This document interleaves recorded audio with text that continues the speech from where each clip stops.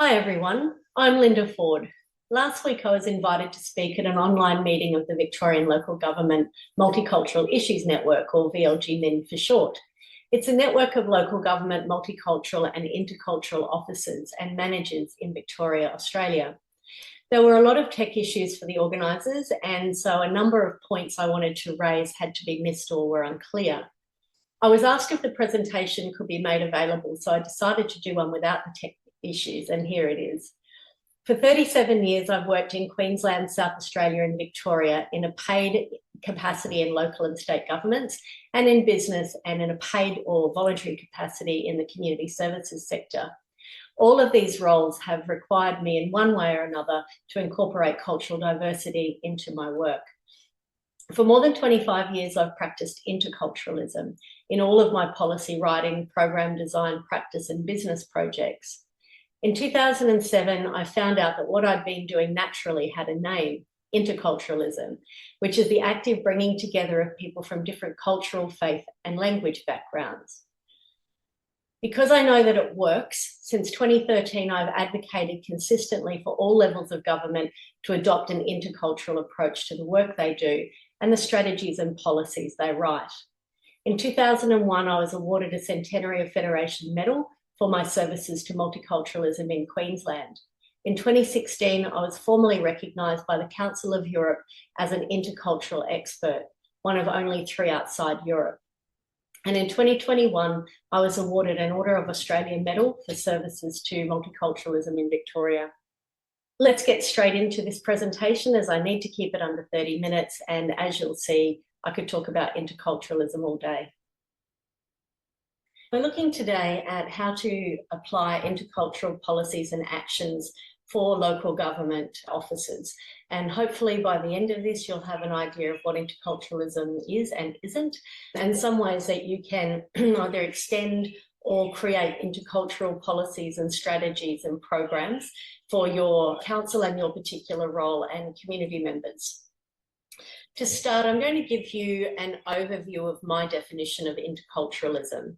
Now, it's not based on academic research work. It's based on all of the years of my experience of working with culturally diverse communities and including First Nations peoples and also Australian-born people into the activities and strategies and policies that I've written. It's really important that we look at this as being broken down into certain components because it's a methodology. Culturalism is the policy and practice of intentionally bringing together people for the purpose of meaningful interaction. And what we want from that interaction is to reduce fear of the other, and that then reduces racism. We want new businesses and innovation to be created. We want to enhance social inclusion, and we want to strengthen community resilience and cohesion. So what's multiculturalism? Now I'm going to take us back to the basics of how I see multiculturalism again after all of the years of experience in my field. I'm not going to go through this slide or the next or the one after that because I strongly recommend that you read my LinkedIn articles. I've added a link at the bottom of this video. The slide looks busy, but it's not as busy as the next slide. And all I really want to highlight is that the prefix multi means lots of. Australia is a multicultural society with lots of cultures. And what we're looking at in a multicultural society, and I know this is going to be quite contentious, is essentially geography. Where do you come from? What's your culture? What's your faith? A friend of mine speaks about the 3 cultures that she has, where she was born, the different country that she grew up in as a child, and then her teenage and adult years here in Australia. She also speaks about her refusal to choose one of those above the others, although she said she's regularly asked, yes, but which one do you identify with? In a multicultural society, she may be seen as multicultural, as a mix of cultures, but her experience is that it's more often than not that she's asked to choose one. Multiculturalism often can't cope with people choosing to recognise all their cultures, and I know that's a very contentious statement, but unless there's action from people like us to facilitate relationships, we'll only ever ascribe to someone who we think they are, not all of the parts traits that make them them. When you look around our multicultural society, how well are people from different cultures interacting in your community? If you walk down the street, who do you see talking with each other, walking with each other? If your council puts on a multicultural festival, how do you make sure that people are not just seen as their traditional clothing or dance? How do you make sure that they're seen as people, valued and valuable community members?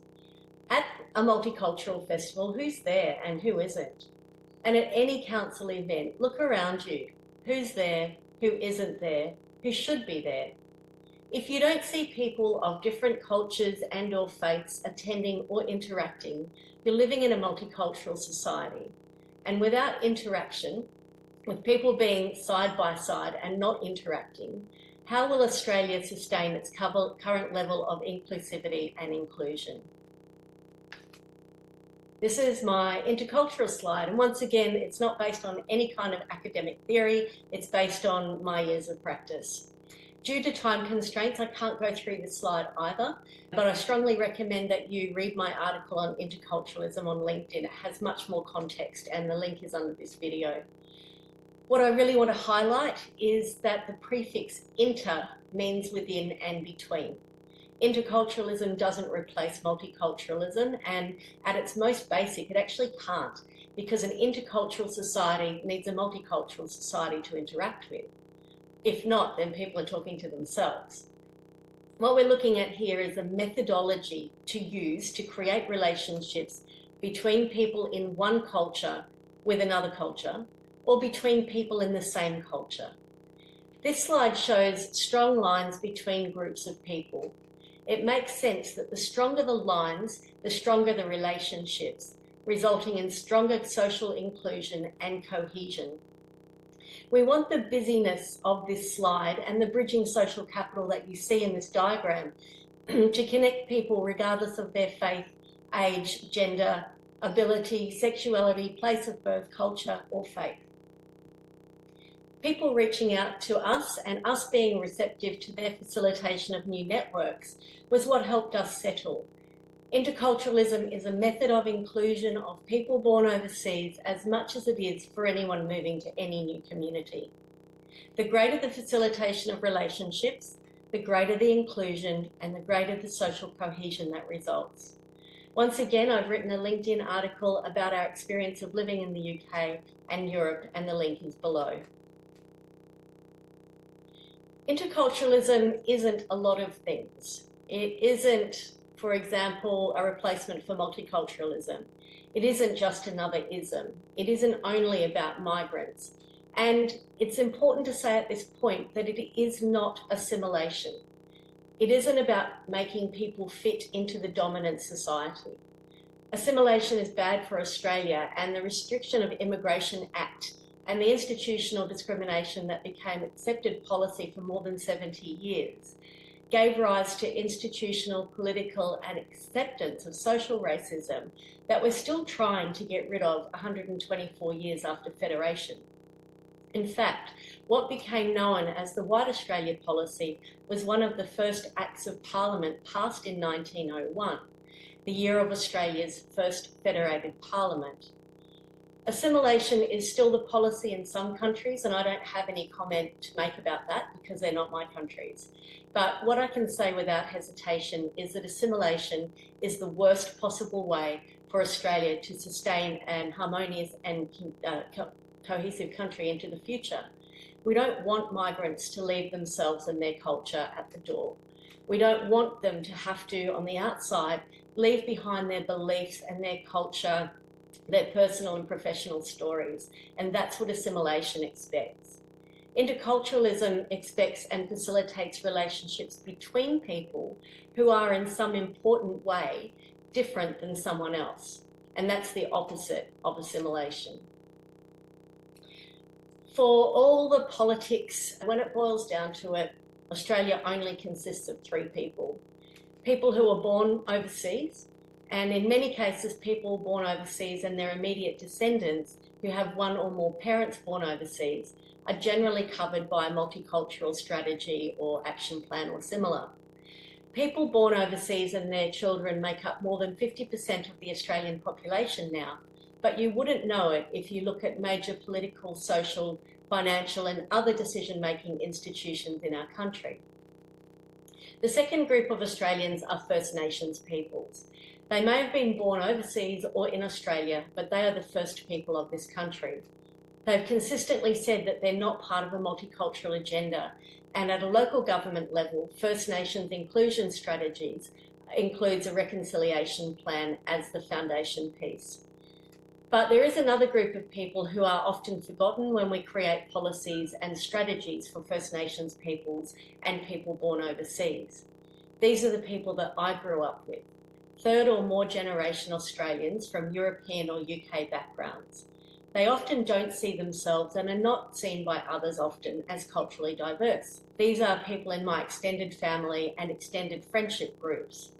An important percentage of them, and especially young men from third or more generation European Australian backgrounds, are the ones feeling disenfranchised and feeling that they're not sure of their place in Australia. As third plus generation Australians are not included in any kind of strategy which relates to people born overseas or First Nations peoples, there's no connection between them and, of course, people born overseas and First Nations peoples. If we don't make a place for everyone in our strategies, and especially for third plus generation Australians, how do we know who they are and what they think, what they want, or how they can be supported by and be supportive of social inclusion and cohesion frameworks? That's why an intercultural policy strategy framework action plan that includes these groups in Australia is critical now to the outcomes of your work in 5 or 10 years' time, and to the community that your children or grandchildren or nephews and nieces live in over the next 50 years. How you and your council manage and plan for cultural diversity right now is a model for how well your community will come together and live harmoniously in 2030 or 2040 or 2050. So if 2 out of 3 groups in Australian society don't consider themselves part of the multicultural framework, and they're left out intentionally from that framework, how can we create a cohesive and inclusive Australia that's fit for the future? I feel like we're working harder, not smarter, and that we're rowing against the tide of social inclusion and cohesion. Social inclusion and cohesion aligned across your council. What's the intercultural business strategy of your economic development department?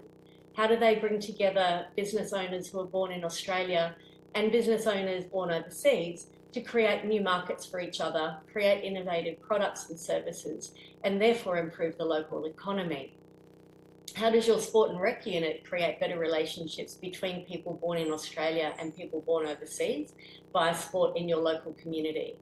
And if you don't have cross-cultural policies and strategies which actively facilitate relationships between migrants, Australian-born and First Nations peoples, is your goal of social inclusion being achieved in your community? There's no right or wrong answer to this. It's just a question which I'm encouraging reflection. Interculturalism really isn't difficult, and it doesn't have to cost money. In some cases, it will cost staff time, but interculturalism is a mindset. It can be written into every program or policy across council and doesn't have to cost money. We just, at every opportunity, in every council strategy, plan or policy, at every council consultation, bring together people born in Australia, especially third or more generation, with people born overseas and with First Nations peoples. If we do this properly, we can expect a range of impacts. These include an increased understanding of each other, the creation of new ideas and innovation and invention, creation of personal, business and professional networks, better engagement in dialogue, shared experience, memories and laughs, and reduced conflict, fear and racism, which comes as a result of all of these other 5 elements of intercultural outcomes. So why is any of this important? Because if you don't have the express intention of bringing people together, it probably won't happen. If your team is only using the term social inclusion as your methodology, unless you use the active practice of interculturally working with people, you won't achieve social inclusion. Once again, interculturalism is a methodology. On the next slides, I'm going to apply intercultural outcomes and impacts to the existing multicultural plan of the Victorian Regional Council. My thank you to them for allowing me to review their multicultural action plan. And my hope is that you'll see how an intercultural mindset at the time of designing a strategy, policy, plan, program, or framework will give your community so much more bang for buck, as the outcomes will lead directly to greater networks and greater participation, which we know lead to greater social inclusion and cohesion.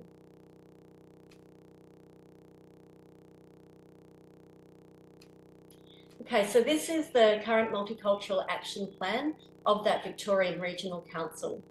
For the purpose of this review, I'm only going to focus on 2 of these 3 themes and 2 commitments of the 16 actions to suggest how they can use intercultural mindsets and actions to achieve their social inclusion and cohesion goals. The first related suggestion is related to the theme of inclusion and celebration by leading and partnering on events, activities, and programs. You can see the existing multicultural outcomes that are in the plan, and I've added some intercultural outcomes. What I've recommended is that you choose a specific Australian Day of significance, and the best one to start with is Anzac Day, because it provides migrants with an ability to learn about, attend, and have conversations with locals. Understanding the importance of Anzac Day to Australians is a way for new and established migrants to commemorate their fallen soldiers too.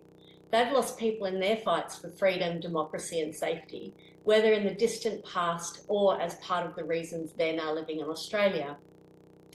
I've suggested Anzac Day a few times to multicultural and settlement workers, and I'm usually met with reluctance and dismay, and I understand that. I understand why that would be the case. My colleagues and I at the multicultural service I ran in Queensland promoted annually people's attendance at Anzac Day, as well as encouraging and facilitating attendance at Remembrance Day. Each year, the feedback from the people we worked with was very positive, from the perspective of understanding a sense of inclusion and commemoration for people who died in Australian and New Zealand conflicts, and also the conflicts within their own countries. Interestingly, I saw a post from a colleague and friend of mine by the name of Nasser Fekrat, who lives in the local government area of Casey, and who participates every year and encourages the participation of his friends and family in Anzac Day. We'll write a LinkedIn post about why Anzac Day is important to him personally and why he believes it's important for other people who are born overseas. And I'll make sure that we put the link to that article into the information under this video. From an intercultural perspective, you could also ensure that at all public events, including these, provide an opportunity for meaningful dialogue between people born overseas, people born in Australia, and First Nations peoples. Some activities, and this is not extensive, simply an idea, could include human story libraries where people can borrow each other for half an hour, something like that. And in this particular region in Victoria, farmers could tell their stories, migrant business owners could tell theirs, for example, teenagers could tell their stories as well.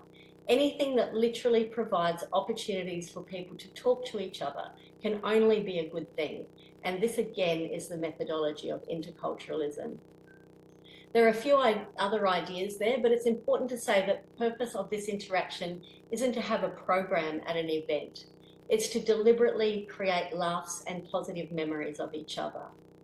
In terms of the impact, the existing multicultural impact is that multicultural communities feel engaged, valued, and safe. I think multicultural communities can only feel safe, engaged, and valued if they're interacting with people who were born in Australia and First Nations peoples, and vice versa. The more we know each other, the more likely we are to treat each other with respect. So my suggestion is that the multicultural impact could be broadened with intercultural impacts where people are born overseas and third or more generation Australian-born people and First Nations peoples are encouraged, amongst other important days, to attend days of commemoration and that all public events with an intercultural focus will result in attending and being seen at days of Australian significance. That all people in that community are feeling more engaged in their broader culturally diverse community. That the feeling for local Australians who are third or more generation are that Australian values and customs are valued by migrants.